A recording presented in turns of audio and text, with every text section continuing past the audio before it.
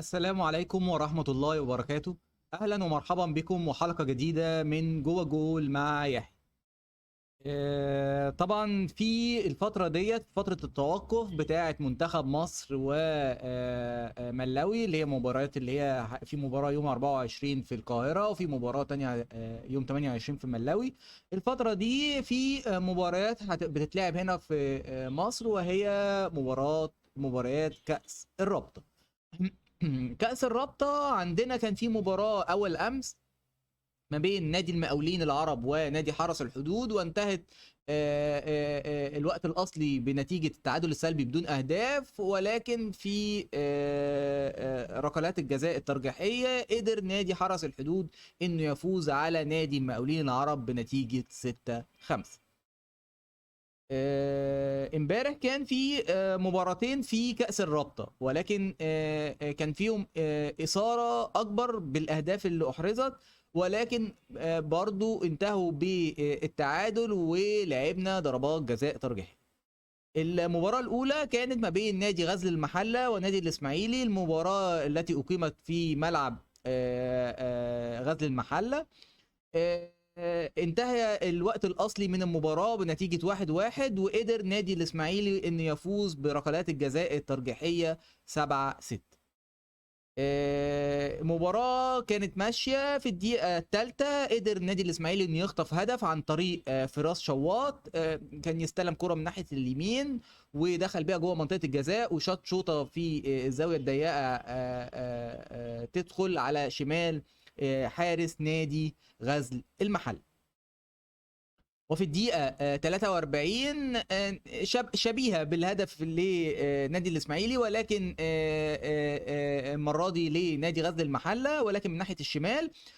كرة حميد ماوي استلمها ناحية الشمال ودخل جوه منطقة الجزاء وشاط شوطة صاروخ تسكن المرمى، محرزا هدف التعادل لنادي غزل المحلة.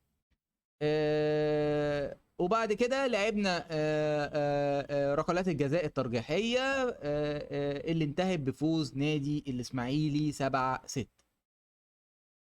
عندنا المباراة الثالثة في كأس الرابطة، وهي مباراة الثانية امبارح، يعني مباراة الاتحاد السكندري ونادي فاركو، وانتهت بنتيجة 2-2، وكانت مباراة دراماتيكية في الوقت الاصلي، ولكن في ركلات الجزاء الترجيحيه قدر نادي الاتحاد السكندري انه يفوز على نادي فاركو بنتيجه 7-6. دقيقه 43 ضربه جزاء لنادي الاتحاد السكندري، دخل احمد حمودي وحطها على شمال الحارس المهدي سليمان، محرزا الهدف الاول لنادي الاتحاد السكندري. ثم في الشوط الثاني في الدقيقة 48 أحمد عادل لاعب نادي الاتحاد السكندري يستغل خطأ قاتل من المدافع، بدل ما يجي يشتتها قلشت من على رجله تنزل له، يقوم حاططها من مرة واحدة على شمال حارس فاركو، محرزا هدف التعادل.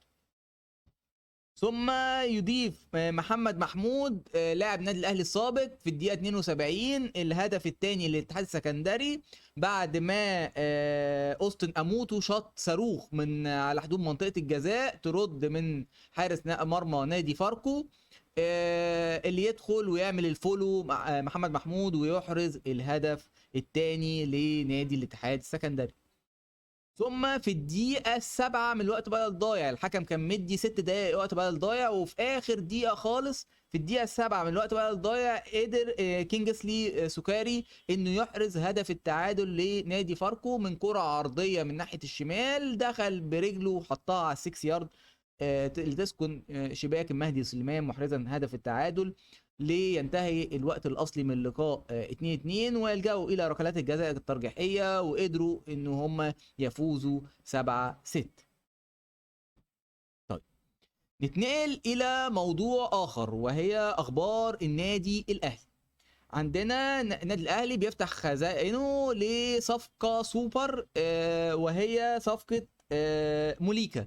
لاعب بشكتاش. كنا اتكلمنا على الموضوع ده من فتره، ولكن اتجدد الموضوع تاني، والنادي الاهلي محتاج مهاجم سوبر.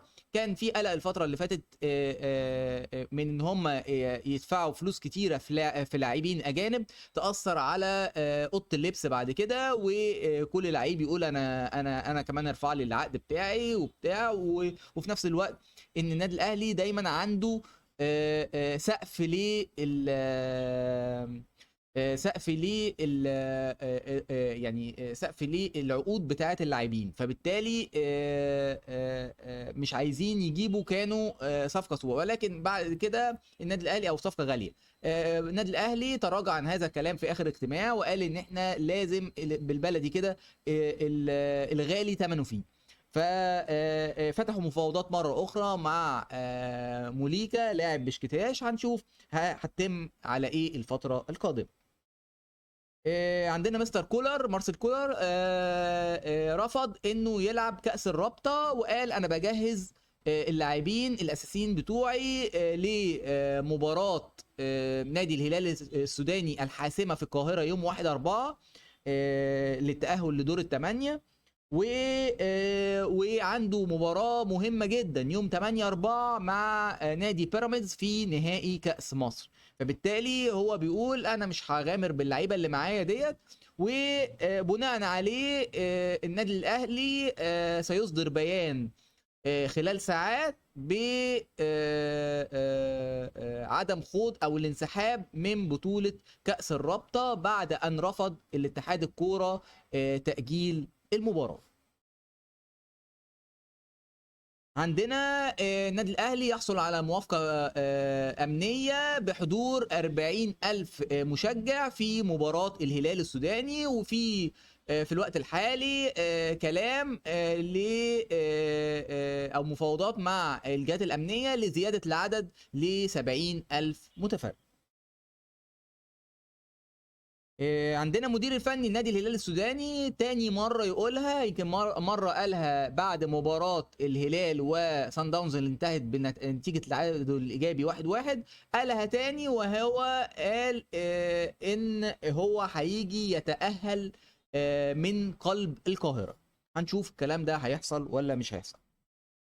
عندنا في لاعب على رادار النادي الاهلي، وهو اسمه زجرانا محمد، وده لاعب اسك ميموزا او اسك ابيجان الايفواري. اللاعب ده عنده 21 سنه، بيلعب في مركز خط الوسط المدافع. اللاعب ده على رادار النادي الاهلي، ولكن اللاعب لما اتكلموا معاه قال ان انا ما حدش فاوضني، بس انا سامع كلام كتير من الاعلام ان انا مطلوب في النادي الاهلي، وان هو عنده موافقه مبدئيه للنادي الاهلي، ان هو كان بيحلم طول عمره ان هو يلعب في النادي الاهلي. وقال ان لو جاله عرض من النادي الاهلي ما يعتقدش ان نادي اسك ميموزا هيقف في طريقه، وانه هيوافق على انتقاله الى النادي الاهلي. عندنا في مشكله كده بانت كده بقالها يومين في النادي الاهلي، وهي مشكله طاهر محمد طاهر مع النادي الاهلي بسبب تصويره او ان هو اتصور وهو بيلعب كوره خماسي في الامارات مع محمد الشناوي. وكان كلام كتير طلع ان هو اداره النادي الاهلي هتوقع عليه غرامه ماليه، ولكن طلع ونفى الكلام ده كله كابتن سيد عبد الحفيظ، وقال ان هو سافر الامارات بموافقه النادي الاهلي، ودي ما كانتش مباراه خماسيه ولا حاجه، ده كان اعلان بيتصور لاحدى شركات المشروبات الشهيره في الامارات، وان هو النادي الاهلي على علم تام بسفره الى الامارات. نتنقل الى اخبار نادي الزمالك. اخبار نادي الزمالك، عندنا مجلس الاداره خلاص بيستقر ان على رحيل مستر فيريرا عن نادي الزمالك بعد خروجه من بطوله دوري ابطال افريقيا، و ابتعاده عن المنافسه في الدوري الممتاز. ولكن طلع كابتن خالد لطيف وقال ان مشكله دلوقتي ان هو متمسك بمطالبه الماليه وهي ضخمه وهتكلف نادي الزمالك كتير، فلسه هم في مفاوضات مع كابتن فريرا. وقال ان سيتم حسم المدير الفني الجديد في خلال 48 ساعة، وانه هيبقى بنسبة كبيرة جدا ان هو هيبقى مصري، بحيث ان هو يكمل مع الفريق لنهاية الموسم. في كلام عن خالد جلال مدير الفني السابق لنادي البنك الاهلي، وفي كلام عن الكابتن طارق مصطفى المدير الفني نادي اولمبيك صفي اللي هو المغربي اللي بيلعب في المغرب، اللي انتشلوا الموسم الماضي من دائرة الهبوط للسنة دي انه بيلعب او وصلوا الى المركز الخامس في الدوري المغربي. هنشوف ايه اللي هيتم في خلال 48 ساعة القادمة. عندنا اخر خبر النهارده وهو هالاند في محاولات لازاله الشرط الجزائي بتاعه اللي موجود في العقد، وهو 200 مليون يورو. 200 مليون يورو دول ان هو يقدر ان هو يرحل عن فريق نادي مانشستر سيتي في 2024. وهو عقده طبعا حضراتكم عارفين ان هو عقده من صيف الماضي، صيف 2022 لصيف 2025. طبعا نادي مانشستر سيتي متمسك بيه جدا بعد تألقه في الموسم الاول له، وانه احرز 28 هدف في الدوري الانجليزي من اصل 26 هدف.